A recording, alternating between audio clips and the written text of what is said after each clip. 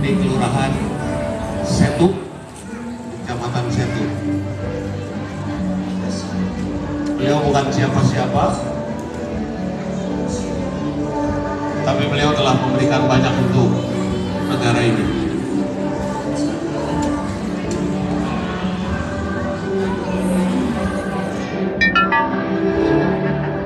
Mengumpulkan uang rupiah demi rupiah hasil dari menjual buah pepayanya.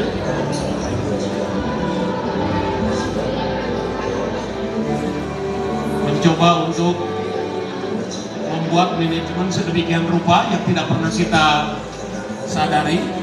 Dia membagi pendapatannya untuk rumah, untuk melanjutkan modal usahanya, dan juga untuk negara.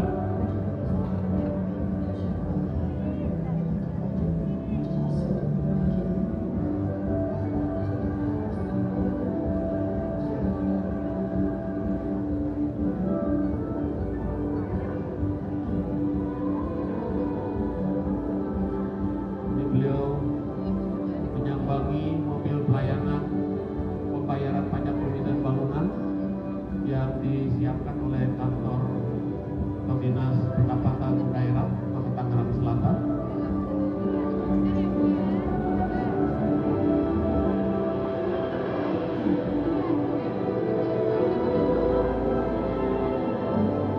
Dengan uang yang masih recehan di kantung plastik, beliau membayar PBB-nya.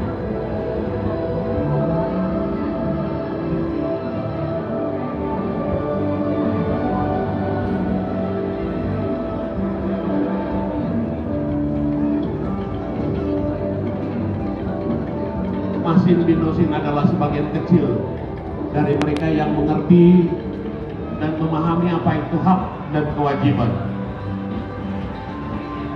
Pertanyaannya, sudahkah Anda membayar pajak bumi dan bangunan? Baik, sudah. Baik, Assalamualaikum warahmatullahi wabarakatuh. Alhamdulillah, syukurillah, nikmatillah, la haula wala quwata illa billah, amma ba'du. Bapak dan Ibu sekalian yang saya hormati, para wajib PBB yang saya banggakan. Pada hari ini, kota kita, kota di mana tempat Bapak dan Ibu tinggal, tempat putra-putri kita mengenyam pendidikan, tempat kita mencari kehidupan, tempat kita membesarkan putra-putri kita dengan seluruh kemampuan yang kita miliki, hari ini berulang tahun.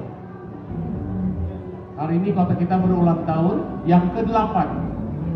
Karena Tangerang Selatan lahir pada tanggal 26 November tahun 2008 dengan Undang-Undang Nomor 51 tahun 2008.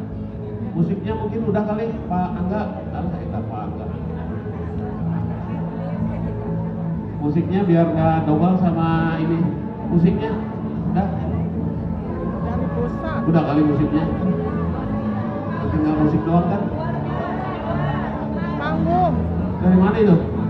Masa ala dari sini saya kata-katain bocah sama. Tahun sebelah ya, sebelah lagi kemana itu Bang? Baik, Bapak dan Ibu sekalian yang kami hormati, hari ini Tangerang Selatan ulang tahun yang ke-8. Tangerang Selatan di mana kita tinggal. Kenapa Neng? Iya, yang ke-8. Pintar, cantik. Kota di mana kita berusaha, kota di mana kita mengenyam pendidikan, kota di mana kita tinggal, mungkin juga kota di mana kita menyelesaikan kehidupan ini.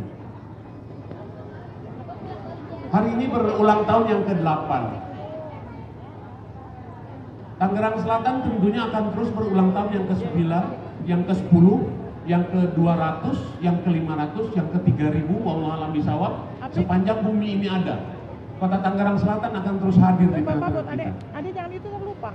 Hari ini yang kami hormati, salah satu tujuan dibentuknya Kota Tangerang Selatan tahun 2008 yang lalu adalah agar kita bisa seperti ini.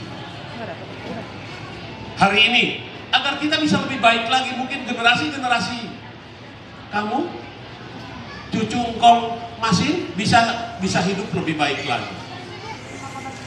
Sebagai sebuah daerah yang tumbuh, yang posisinya di antara tempat-tempat daerah-daerah yang betul-betul luar biasa, Tangerang Selatan ini diberkahi oleh Allah Subhanahu wa Ta'ala. Tangerang Selatan ini adalah sebuah kota yang kelahirannya begitu lahir sudah langsung menjadi raksasa dia. Karena kita berbatasan dengan Jakarta Selatan yang merupakan pusat perdagangan, ekonomi, sosial, budaya internasional, bukan lagi skala nasional. Kita berbatasan juga dengan Depok dan Bogor sebagai pusat pertumbuhan Jawa Barat di sebelah utara ke arah barat. Kita juga berbatasan dengan Kabupaten Tangerang dan Kota Tangerang yang merupakan pusat pertumbuhan Provinsi Banten di sebelah timur. Jangankan kita, orang dari mana-mana sengaja datang ke Tangerang Selatan hanya untuk menyekolahkan anaknya misalnya.